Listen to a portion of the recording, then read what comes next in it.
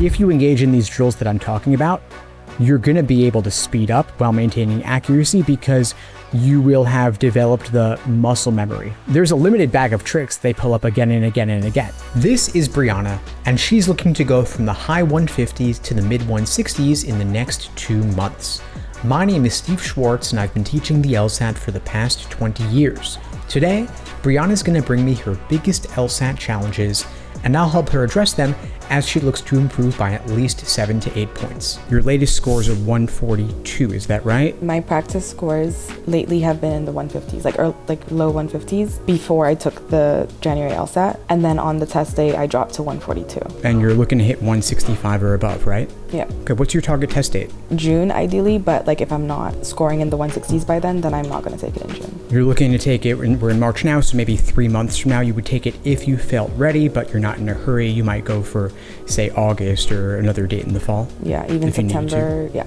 I just started back LSAT studying last Monday because I took a break from the January LSAT. Let me guess. You took a break from studying. Maybe it was planned. Maybe life just threw some chaos your way. And now you're trying to get back into it. And it feels like you've forgotten everything. You open a logical reasoning question and think to yourself, wait, what does most seriously weakens even mean again? If that's you, first, breathe. You're not alone, and no, you didn't lose all your progress. Here's what I want you to know. Taking time off isn't what derails most LSAT students. What really derails them is how they try to come back. They feel guilty, so they try to make up for lost time. They cram. They jump straight into full-length tests. They beat themselves up because they're slower than before. And that just leads to more burnout, more frustration, and eventually, quitting. So let's fix that. The first step is to treat your comeback like a warm-up, not a punishment. If you stopped going to the gym for a few weeks, would you walk in and try to bench your personal best on day one? Of course not. Same thing here. Your LSAT muscles are still there, they're just cold. So don't open your comeback week with a full-length practice test. So start small. Do just 1 or 2 sections at a time. Focus on review, not the results, and get your rhythm back first. Then rebuild your confidence with wins, not volume.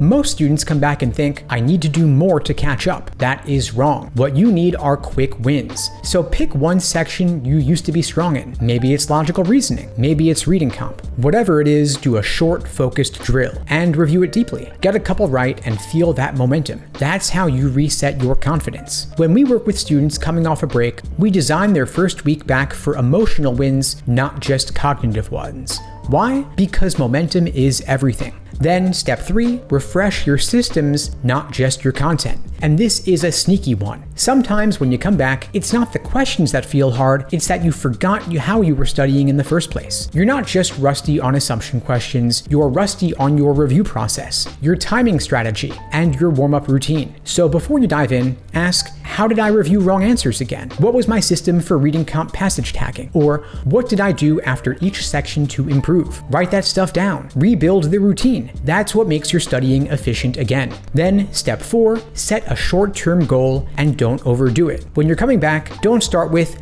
I want to get a 175. Start with, I'm gonna do 3 solid study sessions this week and finish 1 practice test by Sunday. That's it. You'll feel accomplished, not overwhelmed. And that positive reinforcement will make it way easier to stay consistent the next week. So remember, taking time off is normal. Everybody does it. And it's not a setback unless you treat it like one. The key is to re-enter with structure, not guilt. With small wins, not panic. And if you do that, you'll be shocked how fast it all comes back. Because you didn't forget everything, you just needed a reboot, and now you're ready to go. What's the biggest challenge you're facing right now in your prep? When I drill questions, I tend to get most of them correct, but when I actually take tests, that's when I start seeing that I'm not getting things. Okay, so it's transitioning from the untimed work maybe into the timed sections or the full exams more in terms of simulating test day, would you say? I think so. I'm also curious though, if we could dive in a little bit to what might have happened on the January test for you. I'm wondering if it's anxiety, but I got accommodations for that, and so I still don't know why. What were the accommodations like? Okay, I had extra time and stop and start breaks. So you were taking the January test with the double time, 70 minutes per section, and the stop start breaks. And I still dropped. You still dropped, okay. If you're PTing in the 170s going into June, for example, then even if you drop a couple points on the actual official down to 168, 165, you're still at your goal. And that's my goal. It's just to like do well enough on the practice test, not well enough, but like do really well that I could afford point drop, if anything. That's the goal. Let's raise up your baseline. We're looking to raise up your PT average from, say, 20, 30 points, from 20 points from the 150s or 30 points from the 142. We want to build you a strong foundation.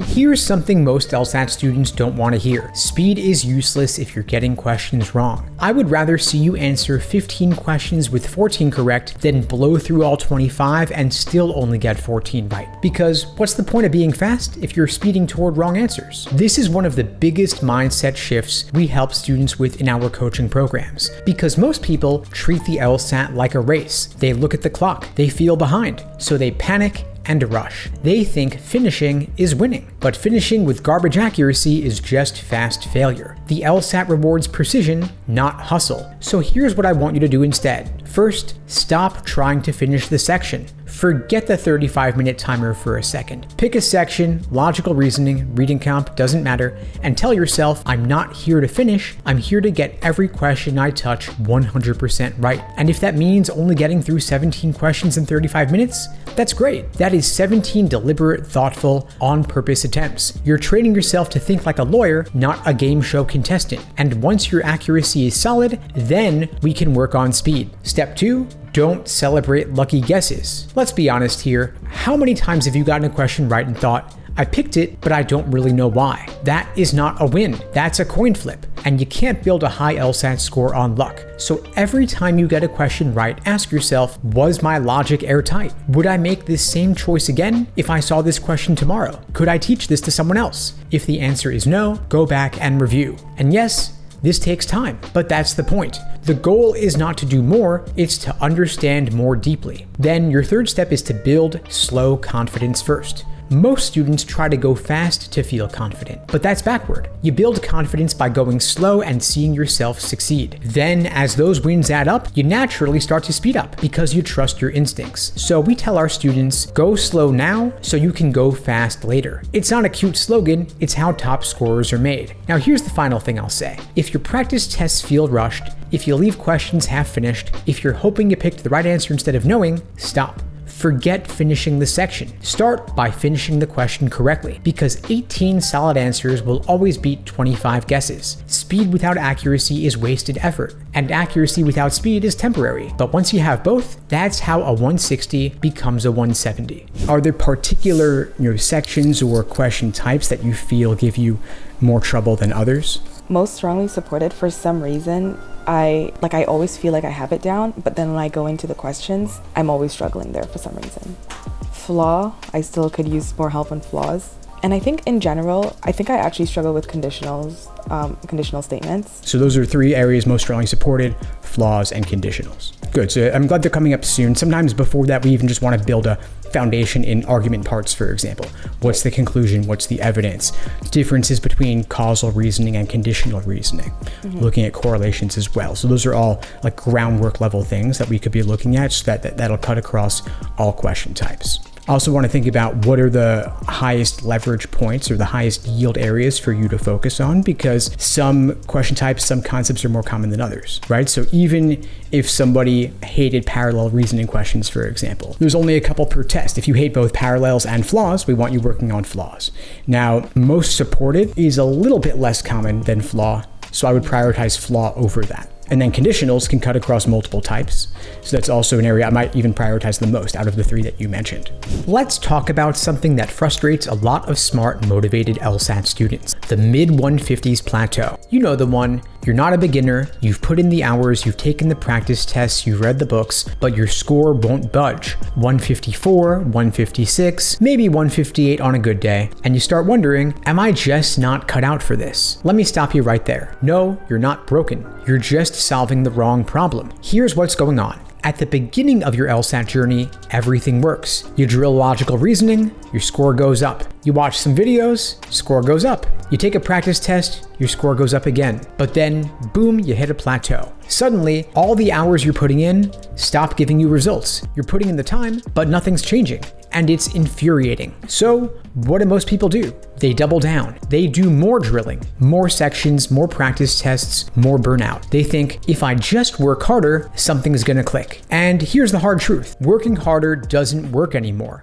Not at this level, because you're no longer missing questions from lack of effort. You're missing them from a lack of strategy. This is where most LSAT students get stuck, which is why we spend a lot of time there with our students, not teaching them more content, but fixing how they're thinking. So, what should you do instead? Let me give you a few concrete solutions. First, stop treating all questions the same. At this level, you've got to start categorizing your mistakes. You didn't just miss a logical reasoning question, you missed a weakened question with a comparative conclusion. That's specific, and that's something you can fix. Start tracking the question type, why you picked your wrong answer, why it was wrong, and why the right one is better. Now you're learning. The second fix is that your review process probably sucks. Harsh, but true. Most students review by checking the answer key and reading the explanation. But that's not review. That's passive learning. Real review means resolving the question from scratch, defending your answer like you're in court, explaining what trap you fell for and how you'll avoid it next time. If you're not doing that, you're not reviewing. You're just looking at answers and hoping they'll stick. Now, the third solution is to focus on decision making, not just getting it right. And this is subtle, but it's powerful. A lot of people get a question right for the wrong reason. They guess, they feel it out, they pick what sounds good, and they celebrate it like a win. But that's actually a red flag. You want to be able to say, I picked choice C because I saw the flaw was an equivocation between correlation and causation, and choice C directly attacks that. That's what real progress looks like. And when we help our students break out of the 150s, this is the shift. They stop thinking like students and they start thinking like analysts. And so if you're stuck in the 150s, the problem isn't how much you're studying, it's how strategically you're studying. You don't need another 10 hours this week. You gotta squeeze 10 times more learning out of the hours you're already doing. And that's not about trying harder, it's about studying smarter. You're not stuck, you're just one strategy shift away from the next level. Hey, real quick guys, if you're just getting started with your LSAT prep or you're looking for a quick refresher, you can grab your free easy LSAT cheat sheet linked below this video. It's jam-packed full of concrete actionable tactics you can take and apply to your LSAT prep for a quick score boost, and it's 100% free, so you can grab your copy below. And now, back to the show. So I want to look at that a little bit with you, just to see what insights can we gain out of that. We got that here. I see we have the question in the exams, we have the question type, conclusion, we have the premise, what you chose, the right answer, why the right answer is right, why are the attractive or tempting wrong answer choices wrong, why did I choose the wrong one, why did I not choose the right one, what to do differently in the future.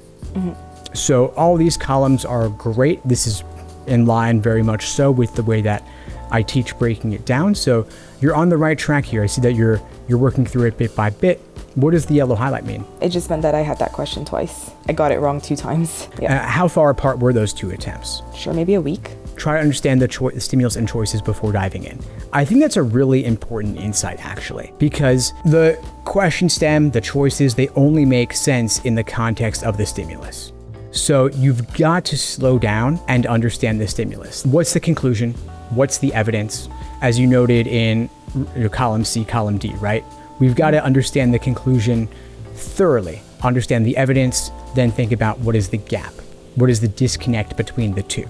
And that's going to cut across every single argument on the LSAT, and the majority of stimuli on the LSAT are arguments. When it comes to, you mentioned there's this disconnect you have between untimed work and timed work, right? Yeah. When it comes to that disconnect, talk to me a little bit about how you allocate your time over the course of the section. I think because of the clock, I am just trying to get through it faster. My reasoning is different than when it's untimed. I find that I take a lot of time to reason out and get the correct answer, and when it's timed, I don't have the time to do that. Let me describe something that happens to almost every LSAT student I've ever worked with. You're doing the work, you're drilling the questions, you're reviewing and putting in real hours, and your score doesn't move. Week after week, you're stuck. Same score, maybe even a few points lower. And at some point you think, am I just not improving? No, you are improving, you just can't see it yet. Let me give you a new mental model for this.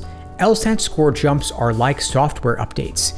You click install, And for a while, it looks like nothing's happening. The bar isn't moving, the screen is frozen, and you're tempted to cancel. Then suddenly, boom, you're at 97%, then you're done. That's what happens when your brain is learning new reasoning patterns. You don't always feel the growth in real time, but behind the scenes, out of nowhere, your next practice test is 8 points higher. We see this all the time with our students. They'll be flat for 3 weeks, ready to give up, stuck at a plateau, and then one day, everything just clicks. Why? Because pattern recognition doesn't work on a schedule. It builds in layers slowly and quietly. And then, when the foundation is strong enough, the score jump happens fast. So, what should you do when your score feels stuck? Here's what not to do. Don't change your whole study plan, don't throw away your review process, and don't assume you're getting dumber. You're not. Instead, double down on what's working, especially if you've recently made a strategy shift. So here's how to know if you're actually progressing. The first sign is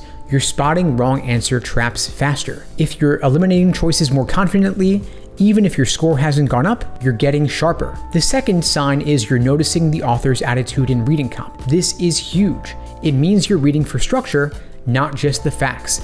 And that's a skill that pays off later. The third sign is you're making fewer dumb mistakes. You know the ones: misreading a question stem, forgetting what unless means, and if those are dropping, you're on the right path. Now, one thing we always remind our students is the score doesn't show up the day you learn something, it shows up after you've learned it, reviewed it, practiced it, and finally trusted it. That's when the gains appear. And when they do, it feels sudden, but it's not. You earned every point. So the next time you feel your score is stuck, remember, it's not stuck, it's loading. So stay patient, stick with the process, because your next jump might be just one section away. If you were to do a section in full and not really be watching the clock, how much time do you think you would spend? Around 70 minutes, which is what I have with the accommodations.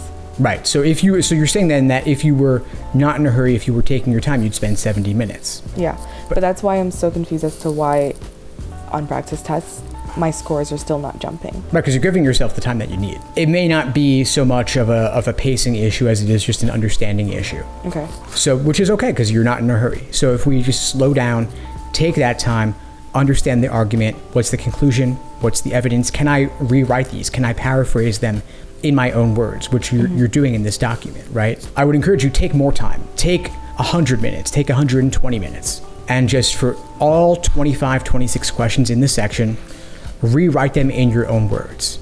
Every single stimulus in the entire section. Okay. And then after you've done that, go back through and actually do the questions with your summaries in mind, with that additional understanding. This is obviously not realistic for test day, but it'll just give you a sense of, okay, what does it look like to solve questions when you understand what they're saying? So I'm just going to invite you, build the foundation first, even before you get into evaluating answer choices. Because I think that pacing is a thing, endurance is a thing, but accuracy first. That makes sense. I'm going to start incorporating that. Let's get this out of the way right now. You do not need to finish every question on the LSAT. In fact, trying to finish every single question might be the reason your score is stuck. And I get it. You see the clock ticking down, you're on question 20, there are 5 questions left. So you start rushing, you skim the stimulus, you panic through the answer choices, and then you miss 3 of them, maybe 4. That doesn't make you faster, that makes you sloppier. Here's the mindset shift I want you to make. You're not graded on how many questions you touch. You're graded on how many you get right. This isn't like high school where you get points for effort. The LSAT rewards precision, not speed for the sake of speed. Now, this doesn't mean you should give up on timing altogether. It just means timing is the last thing you optimize. Let me break this down. When we start off with new students, we don't give them timing drills right from the get-go. We start with accuracy, pattern recognition, decision-making under zero pressure. Only after that is solid do we introduce the clock, because otherwise, you're just racing to repeat the same mistakes faster. Think about it this way. If you take a math test and rush to answer all the questions, but you haven't learned multiplication yet, what's the point? Same idea here. So what should you actually focus on instead of racing the clock? Here is a simple framework. Step 1, slow down and master your first 15 questions. On most logical reasoning sections, the first 15 are going to be easier and more predictable. If you can consistently get 13 or 14 out of 15, you're already ahead of most test takers. But that only works if you stop rushing and actually read the question carefully. ID the conclusion, break down the logic, predict the answer. These are all things you can only do if you're not in panic mode. Then, step 2, budget your time where it counts. Not all questions are worth the same, even though they technically are. Some are traps designed to eat up your time and crush your confidence. If you hit question 21 and it's a brutal parallel question with 6 lines of conditional logic, just skip it. Seriously, just skip it. Flag it, come back later if you have time, but don't die on that hill. You want to spend your best brain power on the questions you're most likely to get right. That's how real LSAT scorers think. Then, step 3, redefine what finishing means. Instead of aiming to answer every question, aim to make every answer deliberate. There is a big difference between I got to all 25 questions versus I confidently answered 20 of them and didn't waste time on the others. In the real world, if you were in court and had to make an argument, would you rather say 25 half-baked things or 20 things that you know for a fact are airtight? That is how the LSAT works too. So if you are the kind of student who constantly says, I ran out of time or I didn't finish the section, take a step back. That's not a timing problem, that's a strategy problem, and it's totally fixable. Once you stop chasing speed and start chasing clarity, your score will go up even if you answer fewer questions. It's not about doing more, it's about doing the right things better. And that's what separates a 155 from a 165. And I think maybe another thing that's pulling me down is my RC is just not good. I can't get through more than 2 passages even within the 70 minutes because I'm spending so much time reading up front so that I can get all the questions correct. But I'm just spending way too much time. So how much time would you say you're spending? The whole 70 minutes. So I think a half hour per passage, and I only get through 2 passages. Maybe have time for the third one, but not to finish the third one. I would think about the same exercise actually. You could apply the same exact approach here where you're taking the passage text, the 450 words, and rewriting the entire thing in simpler language. As a drill, as an exercise, untimed of course. Take 10 passages, just 10 passages, and do this over the course of a week. Explain like I'm 5, sort of thing. So in simple words. And you can also say to yourself, I'm going to read some passages and ask myself, what is the main idea? What is the primary purpose? What is the author's opinion? If they could leave me with only one core central idea, what is that idea? And that'll help you knock out the global questions. That'll help you knock out main idea, primary purpose, passage organization, best title, tone, author's opinion. I want to give you the tools to be able to break these down in real time where it's not taking 30 minutes a passage, and you have the double time, which is certainly an asset, but that's still only upping it to say, 17 and a half minutes per passage plus questions, which means we got to cut down the passage read itself to maybe something like 8 minutes. But I need to find another way because I still need to fit 2 other passages within that time. If you engage in these drills that I'm talking about, you're going to be able to speed up while maintaining accuracy because you will have developed the muscle memory of the patterns of these questions, the structure of passages, or the reasoning patterns in LR, in the stimulus, right? So those logical reasoning, your methods of reasoning, there's a limited bag of tricks they pull up again and again and again. The only difference between me and you is that I've had way more exposure to these patterns. So when I see a new question, I can more easily relate it back to something I've seen before. Learn those patterns pretty fast because you'll see them on every exam. Other patterns you're only going to see once every 5 exams or once every 10 exams. So you need more exposures and more at-bats for those grooves to become more deeply ingrained in your muscle memory.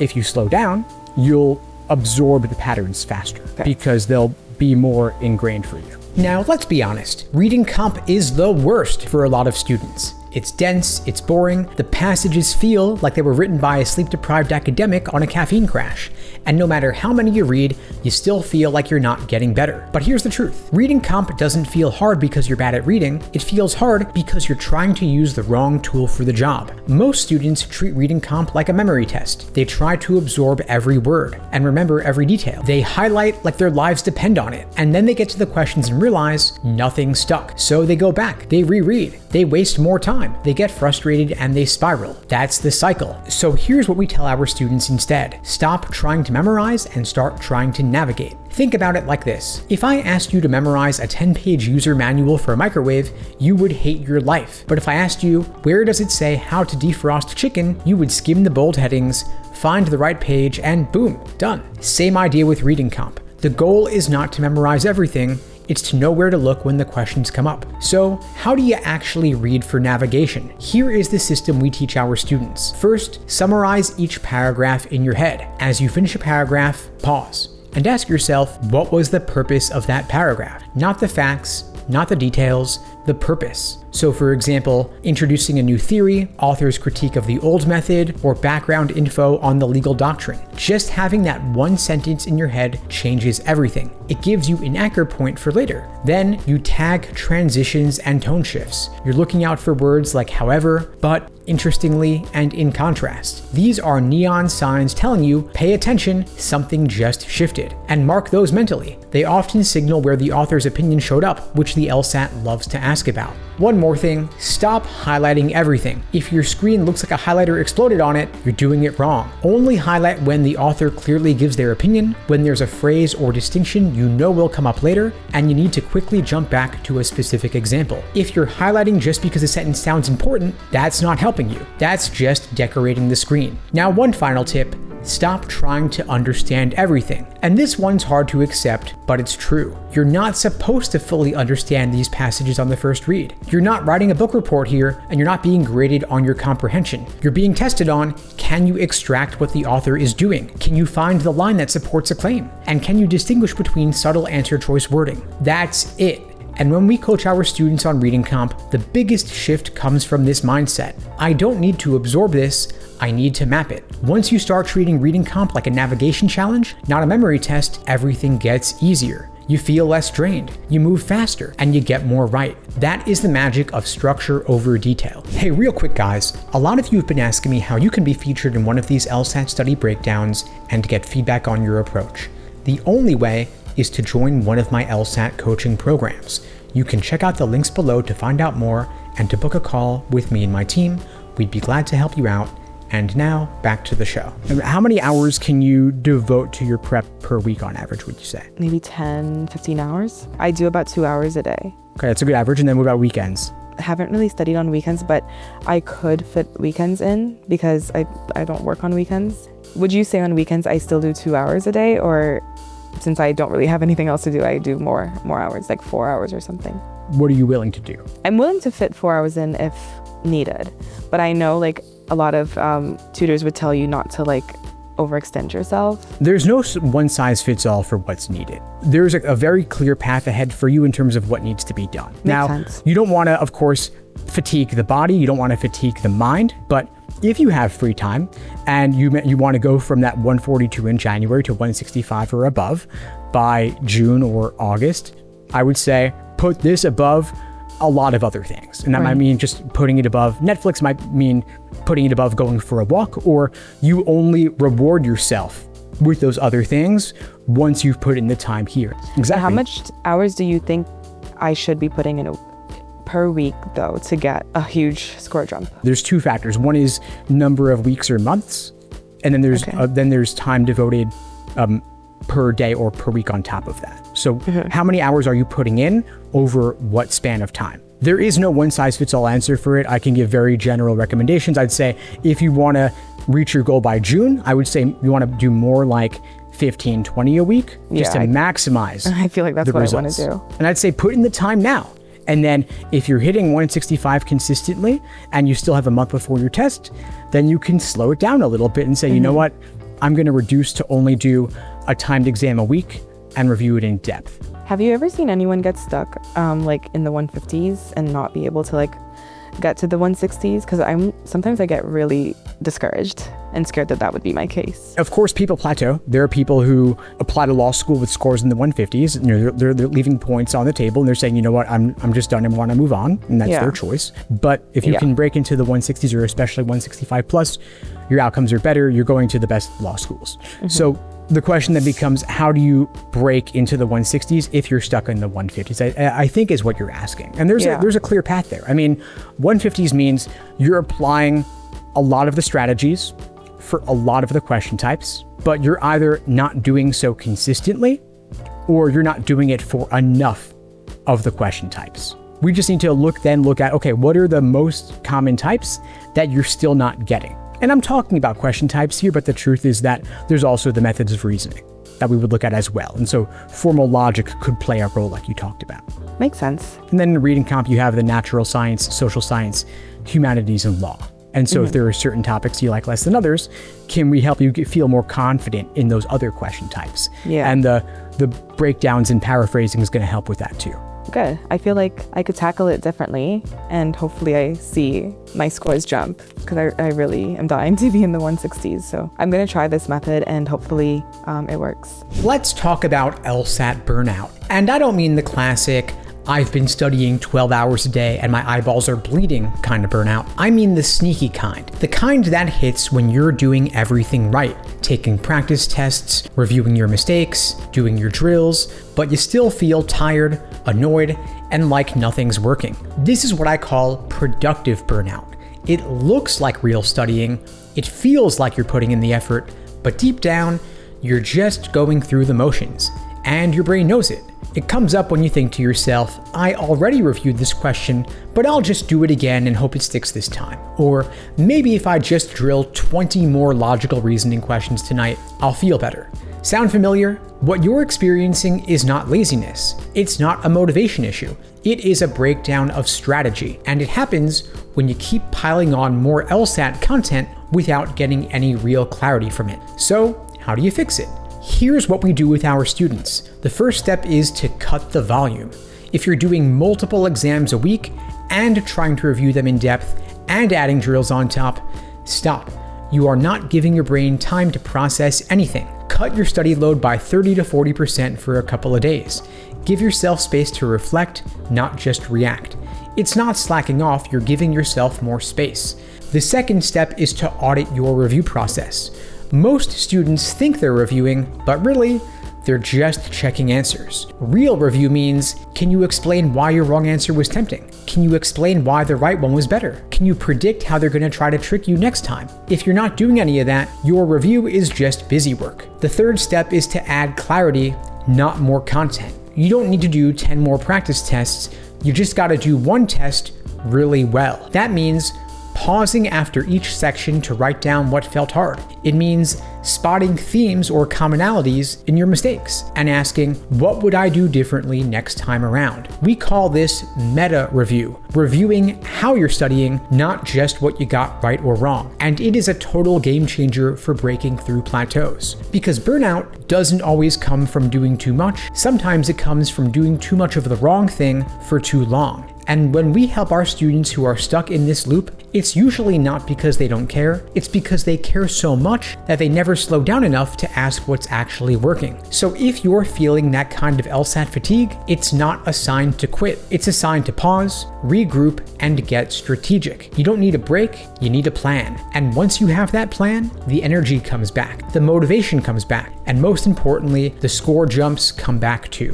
What would you say is the biggest insight you got from our call today? Just slowing down. I like your advice on taking the time to just understand things, and that could just be by reading the passages and just summarizing everything, not necessarily going into answer questions, but just learning how to, I guess, understand the passage. I guess that practice will naturally allow you to go into passages on test day and understand it better.